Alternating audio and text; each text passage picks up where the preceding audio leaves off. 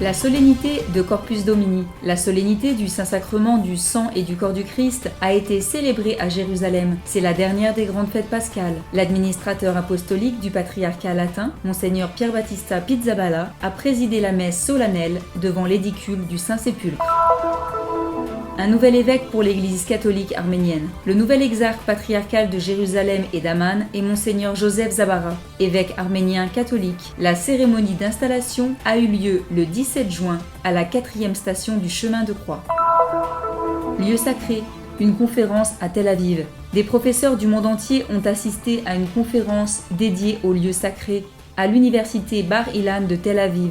Étaient également présents les représentants des 3 religions monothéistes de Terre Sainte. Le mois dédié au Sacré-Cœur de Jésus. Le mois de juin est consacré au Sacré-Cœur de Jésus, un moment de prière spécial pour les jésuites et pour tous ceux qui vivent une profonde expérience du Christ à travers cette dévotion.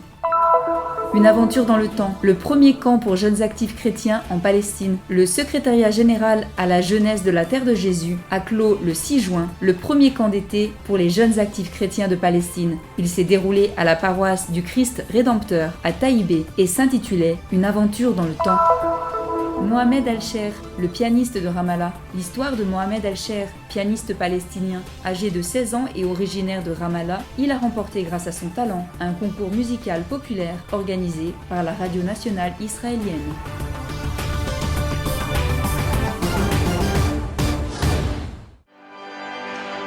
3 tours autour de l'édicule et la bénédiction du Saint-Sacrement. C'est ainsi que se termine la Sainte Messe de la solennité du corps et du sang du Christ à l'intérieur de la basilique du Saint-Sépulcre à Jérusalem. Elle célèbre la présence vivante du Christ ressuscité dans le pain et le vin consacré. Le Corpus Christi est la fête de l'incarnation. Nous chrétiens croyons que Jésus est devenu chair, il est devenu homme, l'un de nous. Et dans l'Eucharistie, nous célébrons ce mystère, à savoir que cette chair continue d'être un cadeau pour nous, chaque jour, dans l'Eucharistie. À Jérusalem, les gestes et les moments de prière ont été nombreux, depuis l'entrée solennelle de l'administrateur apostolique dans l'église du Saint-Sépulcre la veille, jusqu'aux vêpres et à la procession à l'intérieur de la basilique, en passant par la prière nocturne devant l'édicule, la grande porte d'entrée du Saint-Sépulcre restant ouverte toute la nuit. Cela fait 13 ans que je viens en Terre Sainte. J'ai participé à de nombreuses fêtes, mais c'est la première fois que je vois la fête de Corpus Domini. J'ai beaucoup aimé. Si on parvient à se recueillir et à avoir une pensée personnelle, c'est très fort. Et les pèlerins catholiques qui arrivent au Saint-Sépulcre demeurent émerveillés par la longue célébration. Comme en témoigne cette touriste américaine qui se rendait à la basilique pour la première fois de sa vie.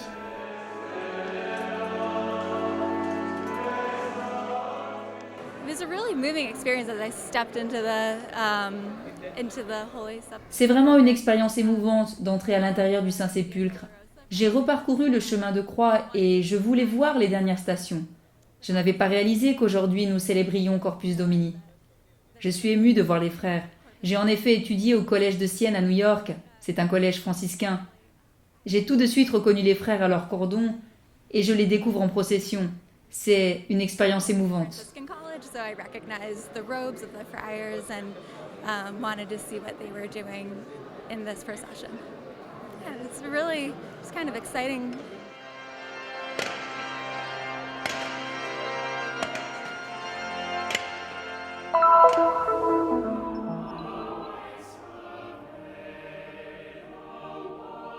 Le nouvel exarque patriarcal de Jérusalem et d'Amman est Monseigneur Joseph Zabara, évêque de l'Église arménienne catholique.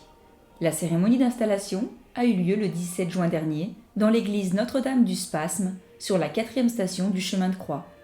La cérémonie solennelle a été présidée par son Excellence Monseigneur Raphaël François Minassian, ordinaire des catholiques arméniens d'Europe de l'Est.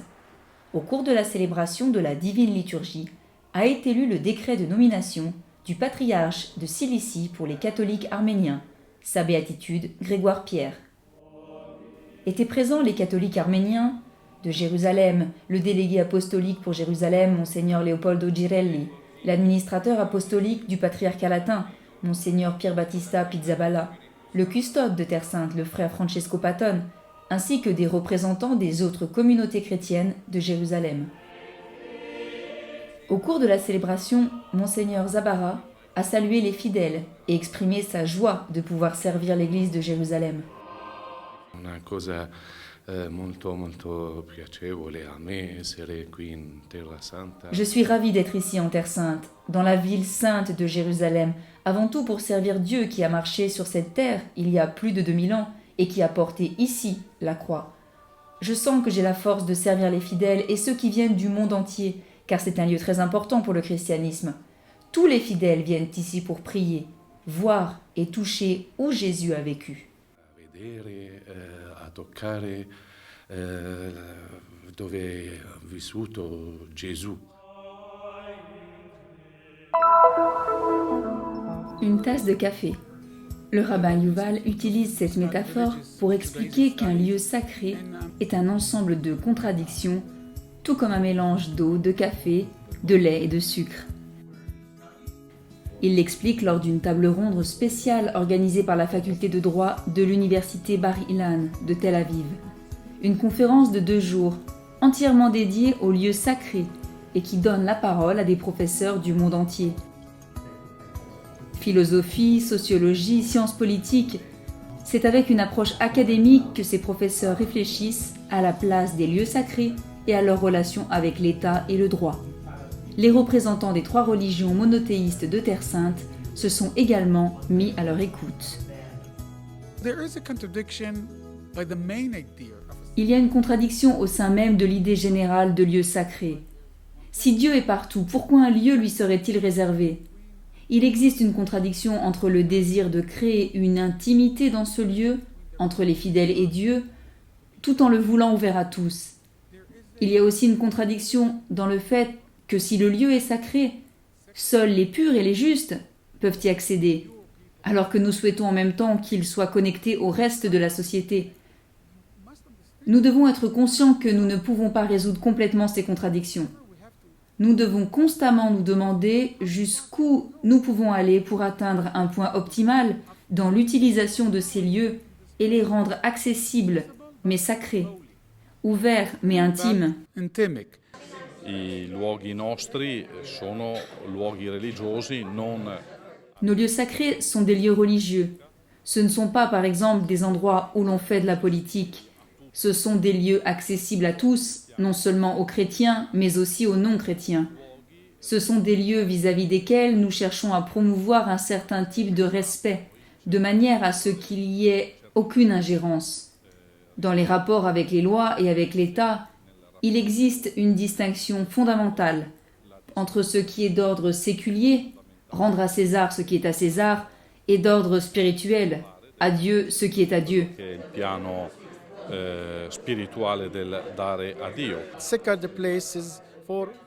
Les lieux sacrés de toutes les religions devraient être protégés par l'État et les communautés, parce qu'ils sont liés à Dieu. L'islam, le judaïsme et le christianisme sont les religions de Dieu, de sorte que même les lieux sacrés des chrétiens et des juifs sont justement sacrés. Dans une région comme la Terre Sainte, particulièrement riche en lieux sacrés, parler de leur gestion et de leur accessibilité renvoie à la vie quotidienne des fidèles et à la présence même des communautés engagées dans un chemin de dialogue. Those dialogues actually express or demonstrate the fact that Ces dialogues démontrent que toutes les religions abrahamiques ont les mêmes problèmes, les mêmes défis, les mêmes besoins. Et si nous voulons trouver un compromis, il nous faut faire en sorte que la religion cesse de faire partie du problème et devienne une partie de la solution. compromises and concessions, I think that at least the religion will stop to be part of the problem and be part of the solution.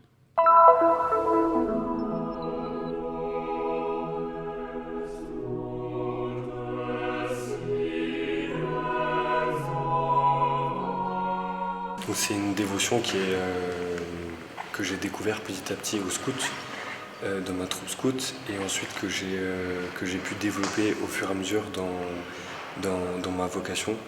Je suis séminariste et donc j'ai pu faire un pèlerinage à Paris-Monial où j'ai pu découvrir justement cette belle dévotion. Le nom de Marie Marguerite est très similaire à celui de la sainte qui a eu une vision du cœur sacré de Jésus. Elle est une dévote et a éprouvé une émotion particulière lors de sa visite sur le lieu des apparitions. Especial saber que tenho uma santa que quem posso ser devota, né? C'est spécial de savoir que j'ai une sainte que je peux vénérer, qui porte mon nom et qui a une si belle histoire avec le Sacré-Cœur de Jésus. Puis il y a la grâce d'aller à Paris-les-Moniales. Je faisais une pèlerinage à Thésée, il n'était pas prévu de passer par là. Mais j'ai eu la grâce de visiter la chapelle, le lieu où Jésus a montré son cœur à Sainte Marguerite Marie Alacoque. Onde Jesus se manifestava, né? Mostrava o seu coração a Santa Margarida Maria Alacoque. En réalité, la dévotion est profondément enracinée dans les Écritures. Le cœur de Dieu est l'acteur principal tout au long de la Bible. L'amour de Dieu et la miséricorde de Dieu proviennent du cœur de Dieu. Mais au XVIIe siècle, la piété envers le Sacré-Cœur de Jésus et l'adoration du Sacré-Cœur prirent une nouvelle forme, et cela se fit à travers sœur Marguerite Marie-Hélène Alacoque et ses visions. Comme beaucoup de visionnaires, elle n'a pas été acceptée immédiatement, mais elle a insisté pour promouvoir cette dévotion au Sacré-Cœur, en particulier la vénération des vendredis comme jour de la crucifixion de Jésus. Les visions de Sainte Marguerite Marie Alacoque ont été aussi diffusées par son confesseur qui était jésuite. C'est pourquoi l'ordre continue de répandre cette dévotion encore de nos jours. Les jésuites sont intimement liés à la diffusion de la dévotion au Sacré-Cœur à cause du rôle exercé par Claude de la Colombière. Saint Claude était un protecteur de Marguerite Marie. Il croyait en l'authenticité de sa dévotion et de ses visions. Les jésuites ont dès lors joué un rôle non seulement dans la diffusion de ces révélations, mais aussi dans la promotion de cette belle dévotion au Sacré-Cœur pendant le mois de juin.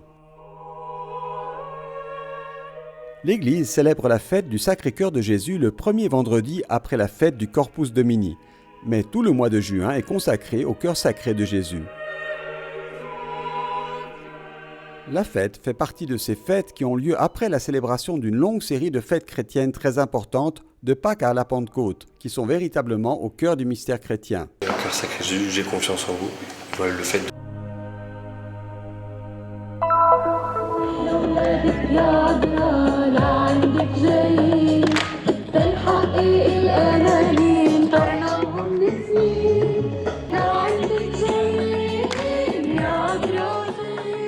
Du 3 au 6 juin, le secrétariat général pour les jeunes de la Terre de Jésus a organisé son premier camp d'été pour jeunes actifs à l'église du Christ Rédempteur dans le village de Taïbé.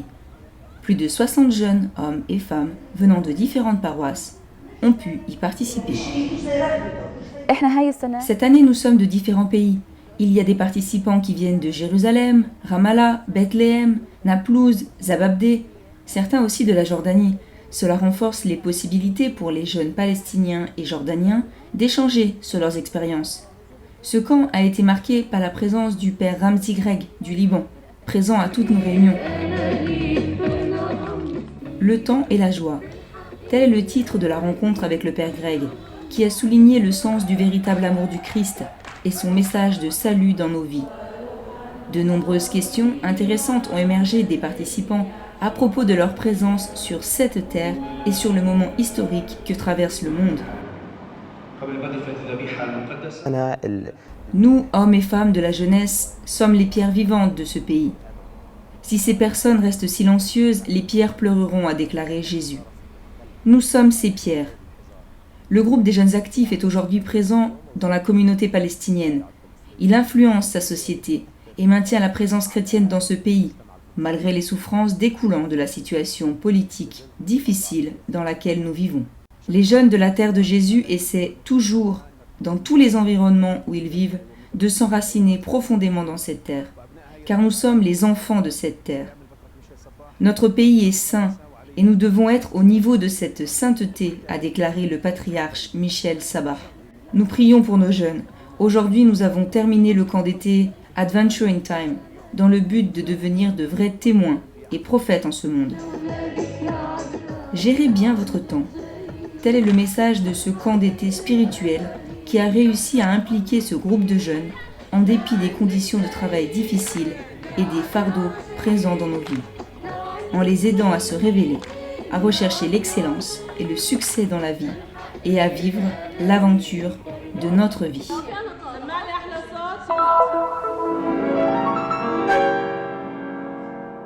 Il a 16 ans et un talent hors du commun, capable de surmonter les obstacles apparemment insurmontables.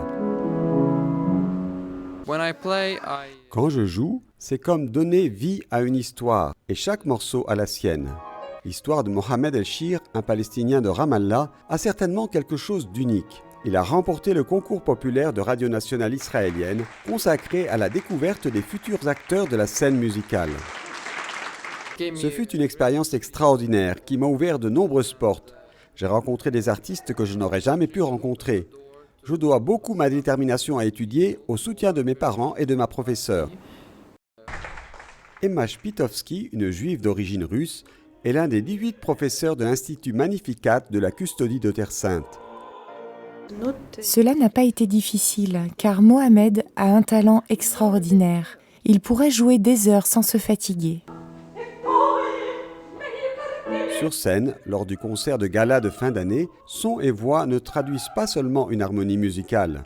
Eleonora Lué, italo-israélienne, mezzo-soprano, étudie au Magnificat pour consolider son avenir en tant que chanteuse d'opéra. La chose étonnante est que l'on peut connaître des réalités que je n'aurais pas pu connaître autrement. Je parle en tant que citoyenne israélienne et italienne. Je n'avais jamais eu la chance d'avoir des compagnons arabes chrétiens et des compagnons arabes musulmans. C'est une façon de vraiment se connaître, parce que ceux qui font de la musique, même ceux qui ne le font pas de manière professionnelle, savent très bien qu'elle nous met à nu. C'est un moment où nous montrons toutes nos faiblesses et toutes nos forces. Et peut-être que c'est la meilleure façon de commencer un dialogue, sans masque.